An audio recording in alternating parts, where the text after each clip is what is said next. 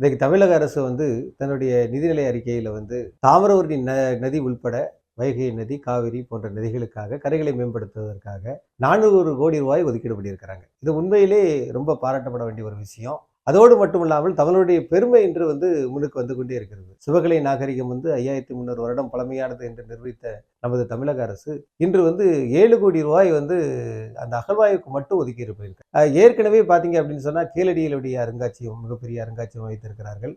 இப்பொழுதும் ஆதிச்சநல்லூர், சிவகலை மற்றும் கொற்கையில் கிடைத்த பொருட்களை எல்லாம் பாளையங்கோட்டையில் உள்ள ரெட்டியார்பட்டி மலையில ஒரு அருங்காட்சியகம் அமைத்திருக்கிறார்கள். தமிழக முதல்வர் தொல்லியல் துறைக்காக இவ்வளவு மெனக்கிடுவது எங்களுக்கு மிகவும் சந்தோஷத்தை வரவேற்கிறது. தமிழருடைய வரலாற்றுகளை நதிக்கரையில் தான் எழுத வேண்டும் என்று சொல்வதை போல நதிக்கரையில் இருக்கக்கூடிய அகழ்வாய்வு மூலம் தான் எழுதப்பட வேண்டும் என்பதை நிரூபிக்கும் விதமாக இந்த நதிகள் பாதுகாப்பு திட்டம், அகழ்வாய்வு திட்டம் எல்லாம் நடந்து கொண்டிருக்கிறதை நினைக்கும் பொழுது என்னை போன்ற எழுத்தாளர்கள், தமிழ் ஆர்வலர்கள் மிகவும் ஆர்வமாக இருக்கின்றோம்.